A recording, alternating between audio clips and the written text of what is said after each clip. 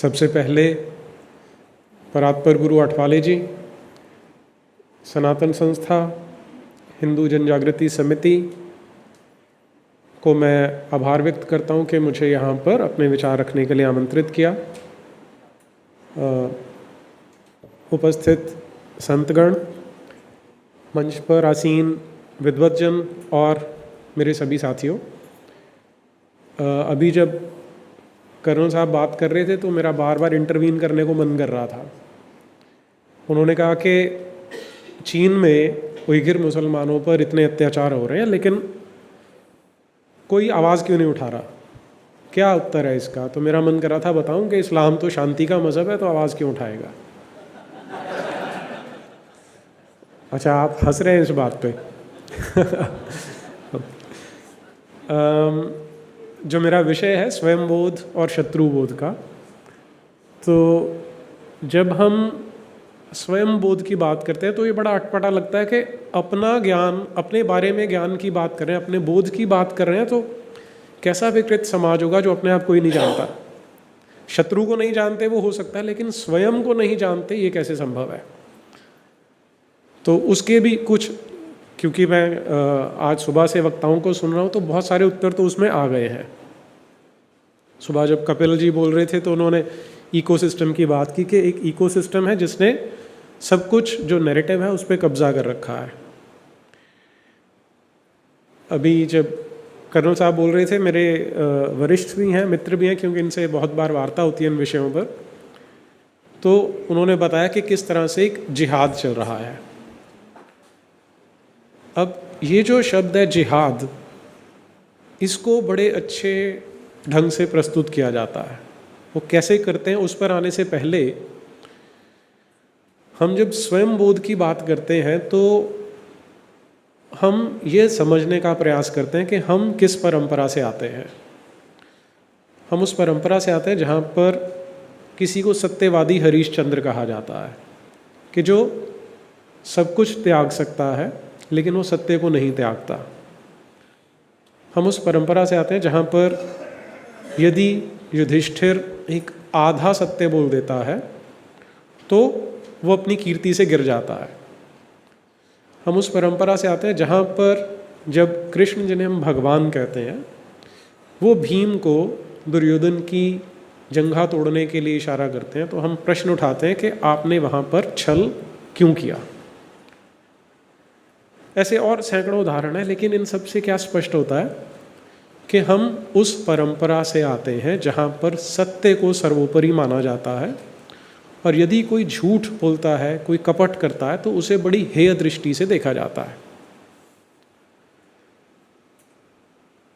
ये तो हुआ स्वयंबोध का एक अंश। वैसे तो स्वयंबोध पे वार्ता करने लगेंगे तो उस पर भी कई घंटे हम बात कर सकते हैं, लेकिन इतने से अगर हम आगे चलें तो जब हम शत्रुबोध की ओर बढ़ते हैं, फिर जब हम जिहाद शब्द की बात करते हैं तो उसका बहुत अलग अलग ढंग से व्याख्या की जाती है कि जिहाद का अर्थ क्या है। जिहाद आता है अरबी लफ्ज जहादा से। जिहाद के मानिए जिद्दोजहद, और इस्लामिक पस मंजर में अगर एक मुसलमान या कोई इंसान अपने नफ्स के खिलाफ जिद्दोजहद कर रहा है अल्लाह सुब्हाना व तआला के अहकामात पर अमल करने के लिए, इसे कहते हैं जिहाद। अगर एक इंसान जिद्दोजहद कर रहा है माशरे को सुधारने के लिए, इसे कहते हैं जिहाद। अगर एक इंसान मैदान जंग में जुल्म के खिलाफ जिद्दोजहद कर रहा है, इसे कहते हैं जिहाद। और अब यहाँ पर जो लोग बैठे हैं, मैं ऐसा मान के चलूँगा कि उन्हें पता है कि जिहाद का अर्थ क्या होता है, लेकिन जिहाद से भी महत्वपूर्ण शब्द हमें और मिलेंगे जिनकी हम चर्चा करने वाले हैं। सब लोगों ने मकोका नाम शब्द सुना हुआ है। Maharashtra control of organised crimes act क्यों बनाया गया था? ये यूँ तो पूरे देश में लगभग एक जैसे कानून चलते हैं, लेकिन क्योंकि महाराष्ट्र में ऑर्गेनाइज्ड क्रिमिनल्स बहुत सारे हो गए थे, तो उनसे निपटने के लिए स्पेशल ये कानून बनाया गया। तो हमारी स्थिति आज ऐसी ही है कि हम जिसे रिलीजन, मज़हब, इस तरह के नाम दे देते हैं, वो वास्तविकता में क्या है वो एक तरीका है पूरे देश को हथियाने का। तो उससे अगर निपटना चाहते हैं तो वो कहते हैं ना कि desperate times require desperate measures. तो हम जब यहाँ पर बैठ के स्वयंबोध की और शत्रुबोध की बात कर रहे हैं तो हमें शत्रुबोध को बहुत दृढ़ करने की आवश्यकता है, क्योंकि वो इतना ऑर्गेनाइज्ड है, इतना एक्सपीरियंस्ड है। और अभी तक तो हम केवल एक ही शत्रु की बात कर रहे थे, उसके साथ जब हम क्रिश्चियनिटी को भी जोड़ देते हैं, जो मिशनरी थ्रेट है उसे जोड़ लीजिए, माओवाद का थ्रेट है उसे जोड़ लीजिए, और अभी नया जो है वोकिज्म उसे जोड़ लीजिए, तो ये ऐसे शत्रु हैं जो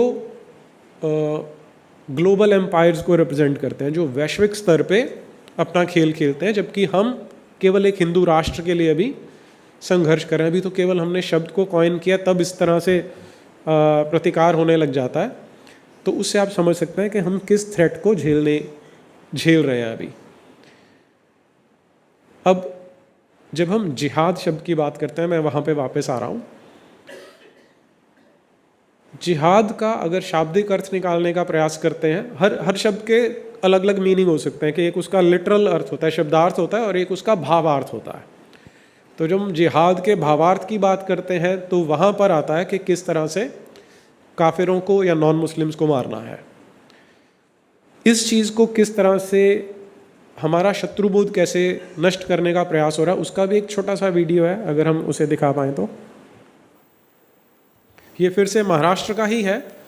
महाराष्ट्र में कहीं पर वारकरी संप्रदाय के लोग थे, उनके साथ एक मुसलमान है जो वहाँ पर उनको संबोधित कर रहा है, और वो उस संबोधन में बता रहा है कि मुसलमानों को, इस्लाम को गलत समझा जाता है। उसमें उसने दो शब्दों की बात की है, एक जिहाद की और दूसरी काफिर की। सलाम, नमस्ते सर्व महामानवांना, महान महिलांना सर्वात अगोदर मी वंदन करतो। सर, मगाशी जे काही सर होते चोपदार महाराज, त्यांनीही जे त्यांच्या भाषणातून जे वक्तृत्वातून आहे बऱ्याच गोष्टी ज्या आहेत त्यांनी सांगितल्या। ते म्हणाले की धर्म आणि अधर्माचं जे काही युद्ध आहे, मला या ठिकाणी काही दोन चार ज्या गोष्टी आहेत त्या दोन चार गोष्टी फक्त सांगायच्या। पैगंबर साहेब जे होते, मोहम्मद पैगंबर साहेब, बऱ्याच जणांना बऱ्याच गोष्टी माहिती नाहीत। आपण बऱ्याच नसतं जिहाद जिहाद जिहाद जिहाद, काय जिहाद नक्की कोणाला काय माहिती? आपण शेतामध्ये काहीतरी काम करत असतो, काय चाललंय, काहीतरी कोणीतरी धुणं धुवत असतं, कोणीतरी काहीतरी शेण काढत असतं, काही ना काहीतरी चालू असतं बातम्यांमध्ये, पण आहे काय? ज्यावेळेस पैगंबर साहेबांना एक व्यक्ती अरबमधला विचारतो की खरा मुजाहिद कोण आहे, मुजाहिद म्हणजे कोण, मुजाहिद म्हणजे जिहाद करणारा, खरा मुजाहिद कोण आहे? तर पैगंबर साहेब त्यांना उत्तर काय देतात? खरा मुजाहिद तो आहे जो स्वतःच्या आतमधल्या वाईट प्रवृत्तीच्या विरोधामध्ये लढतो, तो खरा मुजाहिद, तो खरा जिहाद करणारा। तर आपली वाईट प्रवृत्ती काय आहे? आपली वाईट प्रवृत्ती ही आहे की पैगंबर साहेब म्हणतात की परस्त्रीकडे पाहिलेली पहिली नजर ही सामान्य आहे आणि दुसरी नजर ही सैतानाची आहे, त्या सैतानाच्या नजरेपासून वाचा, ही वाईट प्रवृत्ती आहे आणि ह्या वाईट प्रवृत्तीपासून जे आहे आपण वाचलं पाहिजे। दुसरा एक विषय होता की काफिर काफिर काफिर, असं बरंच ते त्या ठिकाणी जे आहे ते तुमच्या डोक्यामध्ये बॉम्बार्डिंग केलं जातं। काफिर आहे, काफिर म्हणतात, मुसलमान यांना काफिर म्हणतात। मुळात मुसलमानांनाच काफिर म्हणजे काय हे अगोदर समजलेलं नाहीये। काफिर म्हणजे काय आहे की आम्ही जी विचारधारा सांगतो ती तुम्हाला मान्य नाही म्हणजे काफिर। आम्ही म्हणजे कोण? आम्ही म्हणजे फक्त म्हणजे मुसलमान नाही। ज्यावेळी पैगंबर साहेबांनी अरबमध्ये तत्कालीन जे धार्मिक गोष्टी होत्या, मूर्तीपूजेला विरोध जे आहे ते भारतामध्ये देखील कित्येक संतांनी, कित्येक महामानवांनी केला। तसंच पैगंबर साहेबांनी अरबमध्ये 1400 वर्षापूर्वी केले। आणि पैगंबर साहेब जे आहे ते ज्यावेळी काबामध्ये ठेवलेले तिथले जे लोकल देवी देवता होते, ते लोकल देवी देवतांना मानण्यास इन्कार केला आणि त्यांनी म्हणाले की मी मूर्तीपूजा करणार नाही। त्यावेळी पैगंबर साहेबांना देखील काफिर म्हणलं गेलेलं आहे अरबमध्ये। म्हणजे आमची विचारधारा मानत नाही त्यांना काफिर म्हणलं जातं। आता भारतामध्ये आपण काफिर कोणाला म्हणू शकतो ते सांगा बरं तुम्ही? भारतामध्ये आपण काफिर त्यांनाच म्हणू शकतो जे संविधान मानत नाही। जे संविधान मानत नाही ते काफिर। अब उसका मोटा मोटा जो कहने का तात्पर्य वो ये है कि यहाँ, क्योंकि 10 मिनट का वीडियो पूरा नहीं दिखा सकते थे, वो यहाँ पर दो मुख्य बातों को बताने का प्रयास कर रहा है। उसका कहना है कि जो काफिर शब्द का उपयोग होता है और जो जिहाद शब्द का उपयोग होता है, उसका कहना है जिहाद का अर्थ क्या है कि जो अपने अंदर की बुराइयों से लड़ता है उसे जिहाद कहते हैं। वो ये कह रहा है कि काफिर कौन हो सकता है। हमारे देश का अगर एग्जाम्पल लें तो जो संविधान को नहीं मानता वो काफिर है और जो संविधान को मानता है वो बिलीवर है। इस तरह की उसने एक ट्रांसलेशन या एक इस तरह का उसने व्याख्यान दिया। इसमें वो जो खेल खेलते हैं वो क्या है कि आम तौर पे जो एक साधारण हिंदू है उसको इन शब्दों का अर्थ नहीं पता होता, पहली चीज़। दूसरा, क्योंकि हम आज इतने ज़्यादा भ्रष्ट हो चुके हैं कि हम धर्म के लिए लड़ना नहीं चाहते। मैं क्षमा चाहता हूँ लेकिन इस शब्द से बेहतर शब्द मुझे मिलता नहीं है। हम स्वयं इतने भ्रष्ट हो चुके हैं कि हमारी एस्पिरेशंस क्या है कि मुझे एक मल्टीनेशनल कंपनी में नौकरी चाहिए, मुझे अपना एक बंगला चाहिए, मुझे एक एसयूवी चाहिए और इतनी इनकम होनी चाहिए कि हर साल मैं एक यूरोप टूर कर सकूँ, एक दुबई में जाके एंजॉय कर सकूँ। ये हमारे एस्पिरेशंस हैं। तो जब ऐसे व्यक्ति को बताया जाता है कि तुम्हें जिहाद से लड़ने की आवश्यकता है तो वो उससे बचने का मार्ग निकालता है कि नहीं नहीं आप झूठ बोलते हो, जिहाद और काफिर के अर्थ तो ये होते हैं। और इसके लिए उन्होंने बहुत सारे अपने लोग छोड़ रखे हैं जिन्होंने अलग अलग व्याख्याएं करके बताई। लेकिन अगर हमें इसका अर्थ समझना है तो सबसे ऑथेंटिक सोर्स क्या हो सकता है इस्लाम का? कुरान। कुरान में अगर आप चैप्टर नंबर 98 खोलते हैं, सूरा 98, उसकी पहली और छठी आयत आपको बिल्कुल स्पष्ट कर देती है कि काफिर का अर्थ होता क्या है। वो आप सामने स्क्रीन पर भी देख सकते हैं। कौन है काफिर, आप इससे समझ जाएंगे। उन्होंने दो शब्दों का उपयोग किया है, अहले किताब और मुशरिक। अब अहले किताब, अहल यानी लोग, अहले किताब यानी वो लोग जिनके पास किताब है। पीपल ऑफ द बुक बोलते हैं अंग्रेजी में। पीपल ऑफ द बुक का अर्थ क्या है? जिनके पास एक किताब है। तो जो लोग काफिर हैं यानी अहले किताब और मुशरिक, वे दोज़ख की आग में पड़ेंगे और हमेशा उसमें रहेंगे। ये लोग सब मखलूक से बदतर हैं। चैप्टर नंबर 98 वर्स नंबर 6 है जी कुरान की। अब इसका अर्थ क्या है? जो लोग काफिर हैं यानी अहले किताब और मुशरिक। इसमें कोई इफ एंड बट नहीं, कोई गुंजाइश नहीं बचती डाउट करने की। तो अहले किताब, जैसे मैं अभी आपसे बता रहा था कि वो लोग जिनके पास एक किताब है अकॉर्डिंग टू इस्लाम, वो कौन लोग हैं? ज्यूज और क्रिश्चियंस। वो तो हो गए अहले किताब। दूसरे मुशरिक। मुशरिक कौन है? तो अगर आपको इस्लाम की शब्दावली समझनी है या अरबी शब्दावली समझनी है तो हमारे देश में अगर आप न्यूज़ को ध्यान से देखें, उसका धीरे धीरे उर्दूकरण या अरबीकरण हो रहा है। बताया जाता है कि प्रधानमंत्री ने इस कार्यक्रम में शिरकत की। शिरकत यानी पार्टिसिपेट किया। तो जो शिरकत कर रहा है वो शिर्क कर रहा है और जो शिर्क कर रहा है उसे मुशरिक कहा जाता है। अब उनका कहना है कि अल्लाह को ही पूजना है, अल्लाह की ही इबादत कर सकते हैं और किसी की नहीं करेंगे। अगर करेंगे, अगर आप कह रहे हैं कि ईश्वर अल्लाह तेरो नाम, तो आप ईश्वर को अल्लाह के साथ शिरकत करवा रहे हैं, पार्टिसिपेट करवा रहे हैं, इसलिए आप मुशरिक हैं। और शिर्क करना इस्लाम में सबसे बड़ा गुनाह है, सबसे बड़ा क्राइम है। लेकिन अगर आप शिरकत कर रहे हैं, आपने ये बोल दिया कि ईश्वर अल्लाह तेरो नाम, तो ये सबसे बड़ा क्राइम है, जिसे ये इनका जो गॉड है अल्लाह नाम का, वो कभी माफ़ नहीं करता। तो जो लोग काफिर हैं यानी अहले किताब और मुशरिक, वे दोज़ख की आग में पड़ेंगे। दोज़ख एक इमेजिनरी इनकी नर्क है जिसे हम बोलते हैं, उसमें वो पड़ेंगे और हमेशा उसमें रहेंगे, क्योंकि यहाँ पर पुनर्जन्म वाला सिस्टम है नहीं है। एक ही लाइफ है, जैसे ही ये समाप्त हो जाएगी तो ये जितने अहले किताब हैं और मुशरिक हैं वो सारे के सारे दोज़ख की आग में जाने वाले हैं। ये लोग सब मखलूक से बदतर है कि इस अल्लाह नाम के गॉड ने जो कुछ बनाया है, खालिक यानी बनाने वाला, जो बना है वो मखलूक है, सबसे बदतर है। कि जो कुछ बनाया गया उसमें सबसे घटिया कौन है? अहले किताब और मुशरिक। तो यहाँ इससे क्लियर डेफिनेशन आपको कहीं नहीं मिलेगी और ये सुप्रीम अथॉरिटी है जहाँ से आती है। तो जितने संगठन कभी भी किसी मुसलमान को, किसी मौलाना को अपना मंच देते हैं, तो आपको ध्यान रखना है कि ये काफिर की डेफिनेशन है, इसके अगेंस्ट कुछ नहीं हो सकता, इसके ऑपोजिट, इससे अलग कोई डेफिनेशन नहीं हो सकती। वो कोई मौलाना है, मौलवी है, मुफ्ती है, जाकिर नायक है, कोई भी है, इससे अलग डेफिनेशन वो नहीं दे सकता। अगर दे रहा है तो वो झूठ बोल रहा है। भारतामध्ये आपण काफिर त्यांनाच म्हणू शकतो जे संविधान मानत नाही। अब हम आते हैं जिहाद शब्द के ऊपर। जिहाद शब्द में कुछ ना कुछ कन्फ्यूजन रह जाता है। इसका जो मूल है, अरबी मूल, वो है जहद। जहद से जिहाद शब्द आता है। लेकिन एक और शब्द है जो, अब कत्ल शब्द हमने सुना है सबने। क्या अर्थ होता है कत्ल का? मर्डर करना, मारना। कुरान के अंदर जो जिहाद शब्द है वो 35 बार आता है और जो किताल शब्द है वो 123 बार आता है। तो इसलिए हमें अपनी टर्मिनोलॉजी पे ध्यान देने की आवश्यकता है। अभी जब कर्नल साहब बोल रहे थे कि जिहाद के तहत मारा, तो अगर आप किताल शब्द पे आ जाएंगे तो एकदम स्पष्ट हो जाता है। जिनको नहीं पता उन्हें भी स्पष्ट हो जाता है कि किताल फी सबीलिल्लाह, अल्लाह की राह में किताल करना, मारना, ये उनका काम है। और 123 बार ये कुरान में आता है। मैं आपको एग्जाम्पल देता हूँ इसका। ये एक आयत है कुरान की। इसमें जो तीसरा शब्द है वो किताल है। दूसरा चैप्टर आयत नंबर 216, अल कितालू। अब इसको जब वो ट्रांसलेट करते हैं तो कैसे करते हैं? उसे ट्रांसलेट कर देते हैं जिहाद।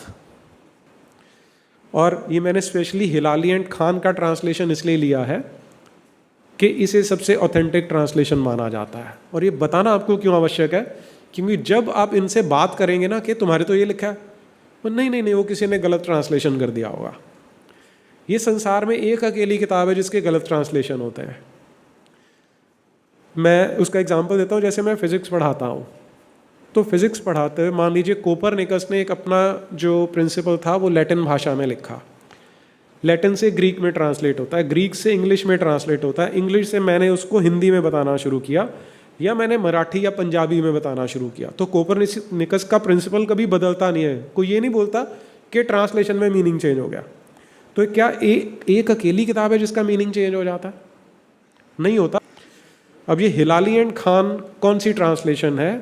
जो सऊदी अरेबिया में लोग दुनिया भर से हज करने जाते हैं, उन्हें जो इंग्लिश की ट्रांसलेशन वहाँ की सरकार देती है वो हिलाली एंड खान है।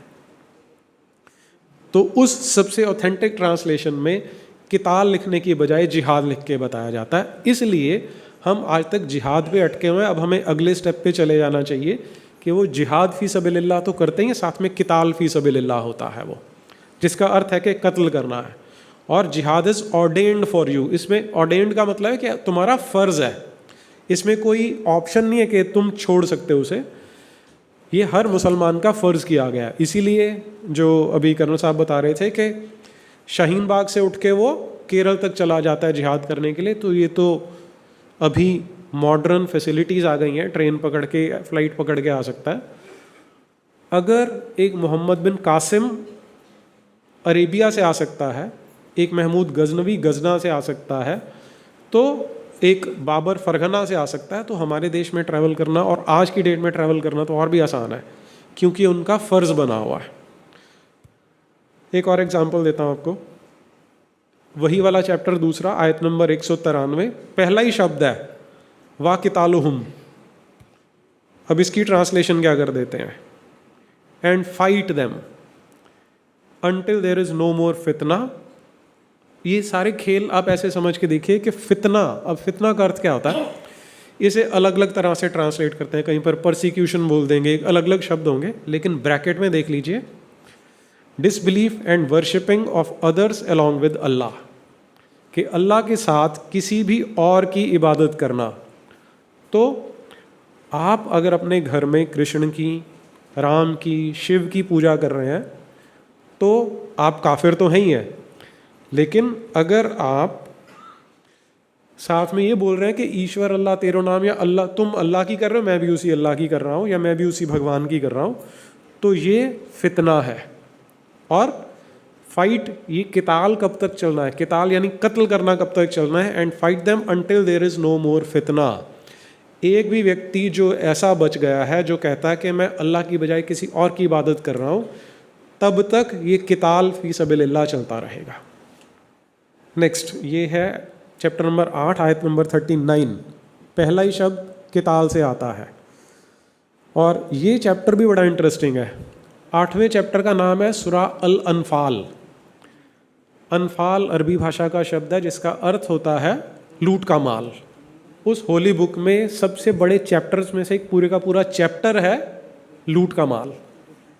तो तुम जब लूटोगे, कर्नल साहब जब गजवा की बात कर रहे थे, गजव की, कि जाके तुम्हें लूटना है। गजव का मतलब लड़ाई भी नहीं होता, रेड होता है, जाके लूटना है तुमने उसे। तो उस माल को कैसे बांटना है उसके बारे में एक पूरा चैप्टर आता है कि उनकी बच्चियां हैं उनको कैसे बांटोगे, उनकी बकरियां उनको कैसे बांटोगे। वैसे उनके लिए बच्चियां और बकरियां भी एक ही काम में आ जाती हैं। उनका पैसा है उसको कैसे बांटना है, उनकी मूवेबल प्रॉपर्टी उसे कैसे बांटना है। लेकिन फिर से वही है, and fight them until there is no more फितना। फिर से वही शब्द आता है, बार बार उन्हें यही सिखाया जाता है कि तुम लोगों को तब तक किताल करना है जब तक के केवल इस्लाम नहीं बच जाता संसार भर में। तो जब हम इस शत्रु का बोध रखेंगे तब हम इनसे लड़ सकते हैं। अगर हम उन्हें अपने प्लेटफॉर्म दे रहे हैं, और ये वारकरी संप्रदाय को मैं चाहूँगा कि उन तक मैसेज पहुँचे कि जिस तरह से उन्हें प्लेटफॉर्म दिया गया है, किसी भी हिंदूवादी संगठन को इससे बचने की आवश्यकता है। जब हम स्वयंबोध की बात करते हैं तो हम कौन है, हमें ये पहचानना पड़ेगा।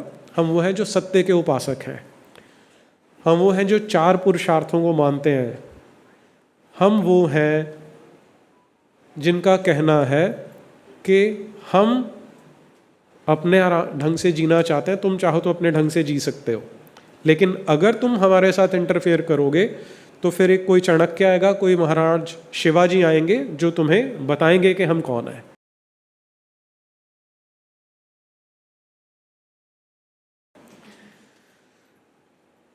इस स्वयंबोध के साथ साथ एक सेंटेंस और था, वो हिंदुज़म क्या है, Hinduism a way of life. आज उन्होंने बड़ी सुंदर इसकी भी व्याख्या की थी। तो इस तरह की नॉनसेंसिकल बातें, हालांकि सुप्रीम कोर्ट ने बोला था उसका कॉन्टेक्स्ट कुछ और था, लेकिन हमने इस एक सेंटेंस को पकड़ लिया, Hinduism is a way of life, और उसको हम एक ब्रह्म वाक्य की तरह बोलने लग जाते हैं। अब ये इतना मूर्खतापूर्ण है, आप कल्पना करके देखें, कोई आदमी आपसे, एक बच्चा पूछता है कि टाइगर कौन है, टाइगर कैसा होता है। आप बोल दो tiger is a collection of cells, कि वो कोशिकाओं से बना हुआ एक जीव है, तो उसे समझ तो कुछ आया नहीं, लेकिन आपने बड़ी इंटेलेक्चुअल सी बात कर दी कि it is a composition of cells. तो वैसी मूर्खतापूर्ण बात है Hinduism as a way of life. एक ठीक उल्टा है, Islam is a way of life. उसमें अ वे ऑफ लाइफ है, कितना ऊंचा पजामा होगा, कितना ऊंचा कुर्ता होगा, कैसी दाढ़ी होगी, आपने हगने जाना है, मूतने जाना है तो कैसे जाना है। तो Islam is a way of life, Hinduism is not a way of life. Hinduism has many ways of life जब तक कि वो एक दायरे के अंदर रहती है।